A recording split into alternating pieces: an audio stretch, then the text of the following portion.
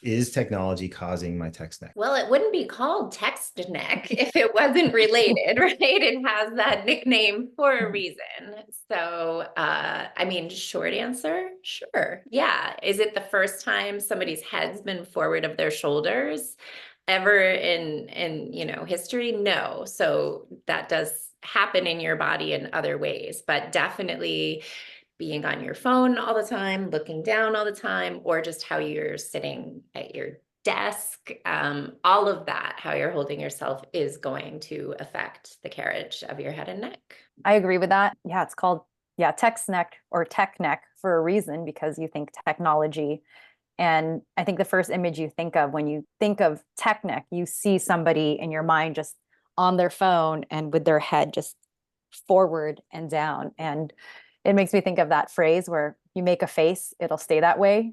And Yeah. if you think of the amount of Stepped on time, the back, you stay that way forever. Yeah. yeah, the amount of time I'm on the phone, if I'm in that position, if I'm in that posture, I'm going to stay that way because I'm just training my body to be in this forward head tech neck or text neck. Yeah, Yeah, totally. I would agree with that. I feel like nobody talks about like how you should be positioned like that. We just kind of like very rapidly got used to technology.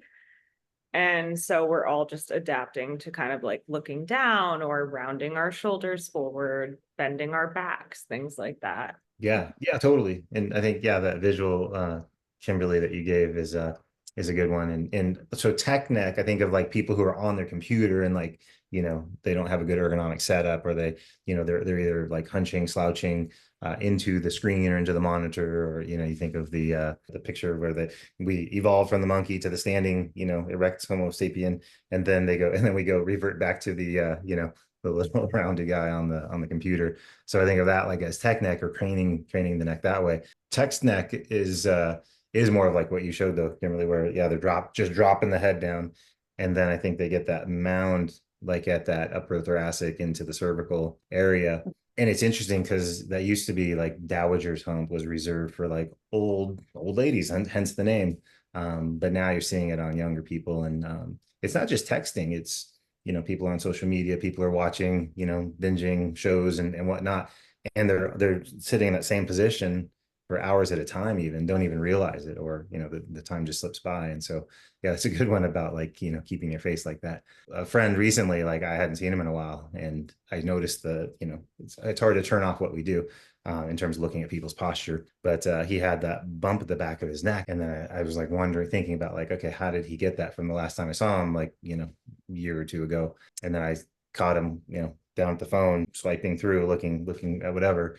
And just his head was like almost at 90 degrees, looking straight down. And I was like, holy cow. So can technology cause it? Yes. So I guess the second part of that is there anything you can do about it?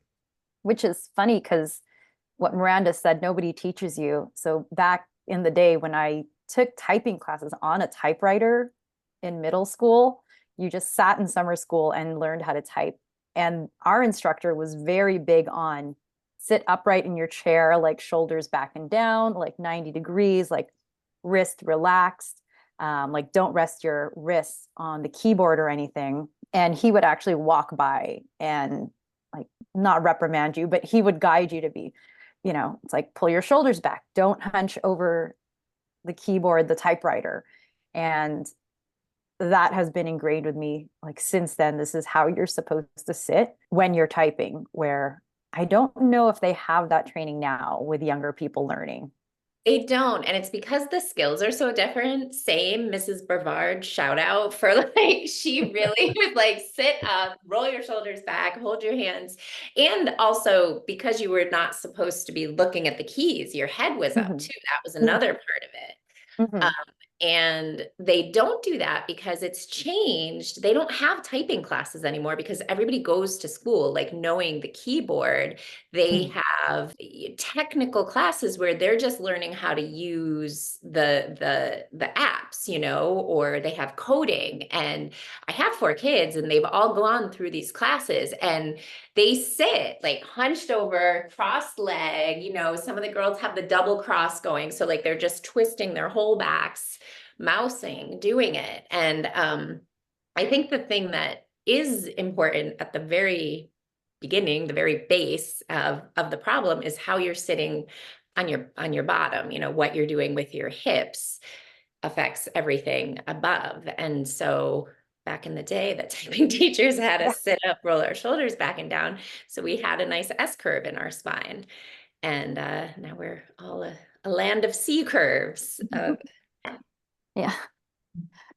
That's a great point. And yeah, so I think the idea of like ergonomic setup, or, you know, being conscientious of how you, like, the body you take into the activity or the, you know, the position. And some people have timers or monitors that remind them to change positions or to get up. Or Miranda, you mentioned the upright go, or like buzzes you, you know, if you get out of, you get too far flexed forward. And I would say, like, I know all of us, for example, would be proponents of, you know, motion breaks, or reminding your body, you know, how it's supposed to work, and reminding and changing the pattern. So reminding those muscles how they're supposed to interact. And Carrie Ann's example in terms of like the hips, and the hips, of course, and the pelvis are the platform for the whole spine.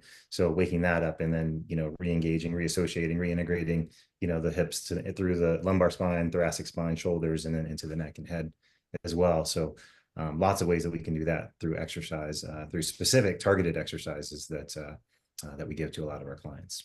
That aren't all about just pulling your head back. That's the other thing. Like, you can't Yes. fix it by then just pulling your chin back. That Yeah. doesn't make it go away, because if the base is all hunched over and you pull back, you're just gonna hurt your neck more in a different way. Yeah, There's and a big double chin. There's a video of that. I'm taking my jacket off, and it was a posture, and it was, okay, stand. It's like, I'm here, stands up straight. It's like, pull your shoulders back and your head. And then it was like, okay, you have good posture. And I was like, no, you're still like, Yeah. you're still rounded in that position. And Yeah, it's forced. Yeah, that's a good Yeah. point. You can't force it. You know, the way we look at it is we're you know, our posture should be subconscious routines, reminding our body how it's supposed to work on an unconscious level, subconscious level. So it's just doing certain exercises to remind your body, and then turning it off. Like, you shouldn't have to obsess over your posture all the time, but you should do enough that the activities or the specific exercises supersede the daily activity. So that's what we monitor over time, is to make sure, like, okay, the exercises that you're doing, that we give you, that you're staying on task, will supersede and keep you from getting techneck over time, or combat it enough to roll it back and get you back to good posture. There are also hacks like that you can do to make sure you're sitting properly when you are sitting. I mean, if you have a stool, like a saddle stool, I like working on those. But if you don't, and you have a regular chair, sometimes just rolling a towel and putting it under your, like, just under your sits bones, so that you get a little bit of a tilt forward in your pelvis, it automatically gives you a better base, and it keeps you from rounding in your lower back. And just doing that, not the whole day, just some of your day, really makes a difference. And then if you do take movement breaks, get up and move. And if you work on a computer all of the time, just looking at the horizon of, like, the ceiling and the wall occasionally gets you your head up and just helps you out. Little teeny tiny things like that can make a huge difference. Yeah, all those things add up. So it's, yeah, time on task. All right, cool. Well, thanks, guys. See you on the next question that we get.